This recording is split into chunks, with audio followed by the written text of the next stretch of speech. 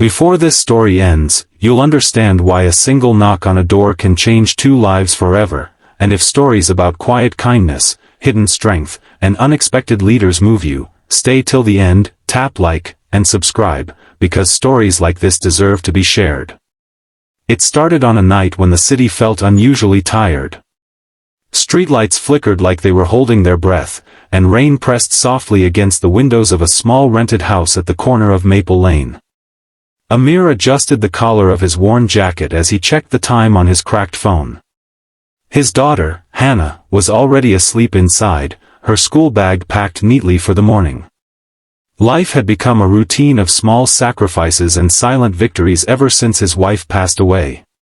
He was a single dad now, learning every day how to be both gentle and strong, even when the world didn't notice. Just as he turned to go inside, he heard a frustrated sigh from next door. The new neighbor, quiet, polite, always carrying folders, stood at her front door, twisting a key that refused to turn. The lock looked old, stiff, and stubborn, as if it had decided tonight was the night to give up. She laughed nervously when she noticed Amir watching. "Sorry," she said. "I think this lock hates me."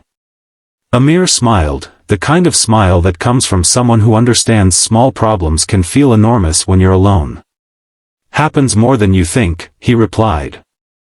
"Mind if I take a look?" He had no idea why he said it. Maybe it was habit, helping neighbors back when life was simpler.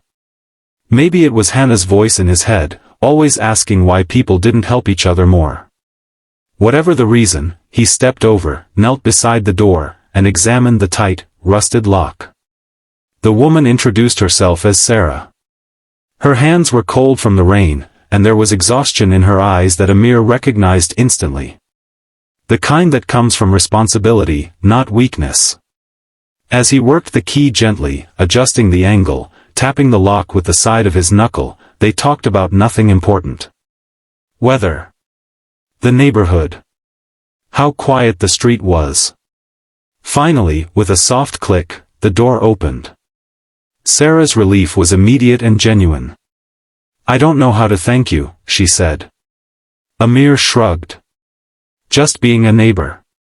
That should have been the end of it." But life rarely stops where it should. Over the next few weeks, small moments turned into conversations. Amir would see Sarah early in the morning, leaving in a simple car, always on calls, always focused. Sometimes she waved, sometimes she didn't notice him at all. Other days, she brought over leftover food she said she couldn't finish. Hannah grew fond of her quickly, asking when the nice lady next door would visit again. Amir never asked what Sarah did for a living. He assumed office work. Maybe management. She carried herself with confidence, but never arrogance. And she never mentioned that she was, in fact, the person who ran the entire municipality, the youngest administrator the city had ever seen. To Amir, she was just a neighbor with a stubborn lock and tired eyes. Life wasn't easy for Amir. His job at a small repair shop barely covered rent and school fees. Some nights, he lay awake wondering how long he could keep pretending everything was fine. Hannah needed new shoes. The landlord had hinted about a rent increase. And grief still visited him in quiet moments, uninvited and heavy. One evening, the city announced a new redevelopment plan. Small houses on Maple Lane were marked for inspection.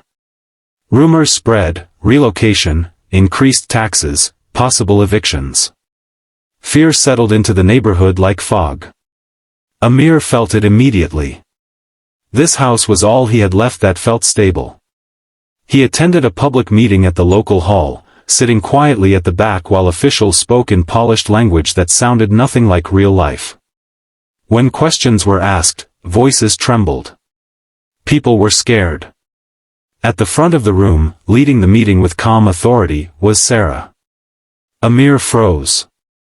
It took him a moment to connect the dots. The same woman who struggled with a lock. The same woman who shared food with his daughter. She stood now as the head of the municipality, making decisions that could reshape hundreds of lives.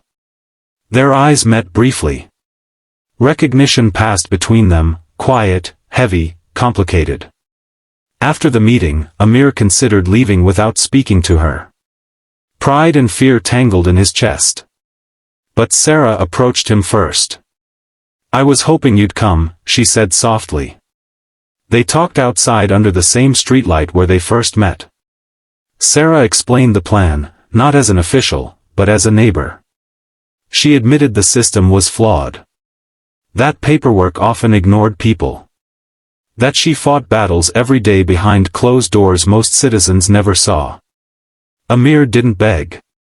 He didn't accuse. He simply told her about Hannah. About the nights he worried. About how a home is more than walls. Sarah listened. Over the following weeks, inspections became conversations. Policies were revised. Exceptions were made, not just for Amir, but for the entire street. Fair solutions replaced rushed ones. Residents were involved instead of displaced. Trust slowly replaced fear. One evening, Amir found a small envelope in his mailbox. Inside was an official notice, approval for a housing stability program, one he never knew existed. It wasn't charity. It was opportunity. When he thanked Sarah, she shook her head. "You reminded me why I took this job," she said. Power means nothing if it can't open doors, sometimes literally. The lock on her door was replaced soon after. But the connection between them remained. Hannah did her homework at Sarah's table sometimes. Amir found steadier work through community programs Sarah expanded. And the neighborhood felt alive again. The strongest changes didn't come from authority or titles, but from a moment of kindness between two tired people on a rainy night. And if this story reminded you that simple help can echo louder than power, take a second to like this video, subscribe to the channel, and share it with someone who believes kindness still matters, because sometimes, the tightest locks open the biggest doors.